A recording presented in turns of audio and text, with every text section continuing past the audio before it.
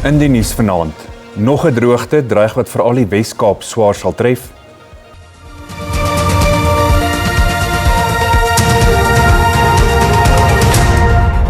Goeienaand en baie welkom by die nuus. Wes-Kaapse owerhede maan teen 'n tweede droogte wat veral die provinsie weens die waterkrisis swaar sal tref.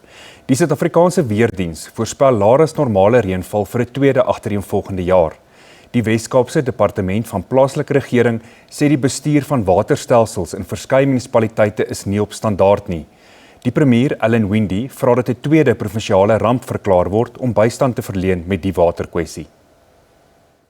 Damvlakke in die provinsie staan op 58% vergeleke met 80% verlede jaar dieselfde tyd. Die Wes-Kaapse premier sê die provinsie het bykomende hulpbronne nodig om watertoevoer deur die droë somer te verseker. Die Suid-Kaap en gebiede in die Karoo word die swaarste getref.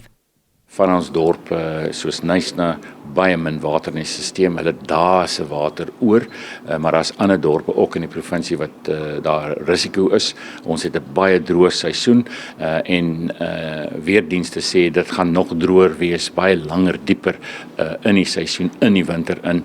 So ons moet meganismes en bestuursmeganismes insit dat ons nie uit water uitloop nie. Die provinsiale regering sê verskeie munisipaliteite se waterstelsels het te veel lekkasies. Dit is die eerste wat die munisipaliteite moet gaan doen, 'n ernstige besluit of 'n ernstige gesprek hê. Die administrasie sowel die raad oor hoe kry hulle infrastruktuur op standaard. Ons kan nie met munisipaliteite na die inwoners toe gaan en sê bespaar water, maar die munisipaliteit verloor 40-50% van hulle water nie. So hoe om die lekker reg te maak is krities. Hoe om nuwe water in die stelsel te kry, daarmee sal ons ingenieurs en geohidroloë help. So daar's 'n hele program wat ons sal moet doen. Kenners sê daar is genoeg water in Knysna. In die afgelope 2 maande het die provinsiale regering toegesien dat verkryging van bykomende water gedoen kan word. The biggest problem with Knysna is that they lose 7.9 megaliters through pipe burst, water losses, bypass water meters to the extent of 8,000 bypass water meters. And obviously the dam the level has slightly increased to about 18%. It buys them about additional 13 days in the system. Mariska Botha, SAK nuus, Kaapstad. Minstens 6 van die skooliere wat maandag in 'n minibus taxi botsing in Vanderbijlpark in die suide van Gauteng dood is vandag deur hulle families begrawe. Die 6 skooliere is die 18-jarige Pehelo Motaung, die 7-jarige Lesego Sefatsa, 17-jarige Sibongile Madonsela, 14-jarige Leano Moila en die 16-jarige Naledi Motsapi.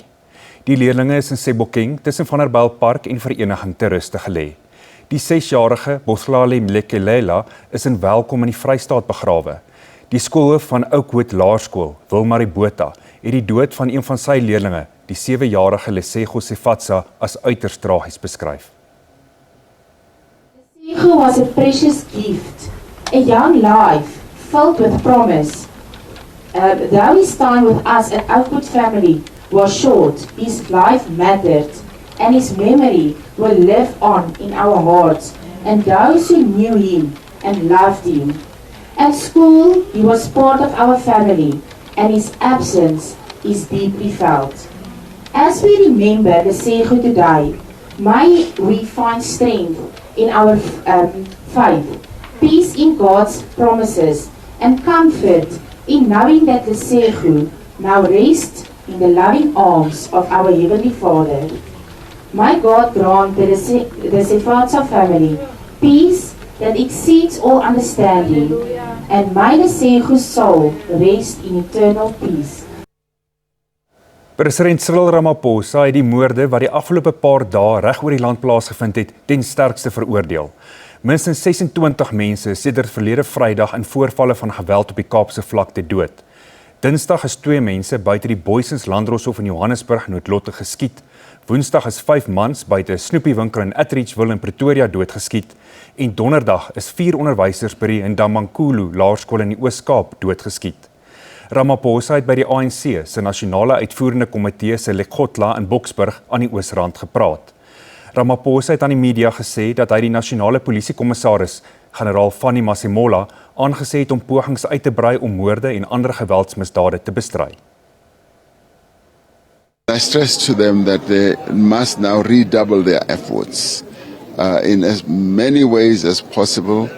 If they have to set up specialized teams that have greater expertise, they must do so. In fact, that's what I expect of them. So the seriousness of the challenges we face is really prominent in their minds, and I am certain that we will begin to see some progress. These shootings happen at random, and of course we have a gun problem in our country. Many people carry guns, and a number of them are unlicensed guns, and that is the real root of the problem. And of course, people with criminal intent as well. So it's a multidimensional problem, but as the state and as the police, we are meant to address problems such as these, and we will.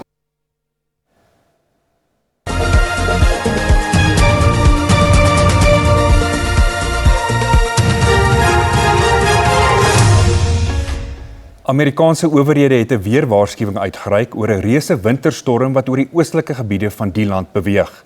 Die storm sal na verwagting byna die helfte van die land se bevolking raak. Talle state, insluitend New York en Maryland, het noodtoestande verklaar.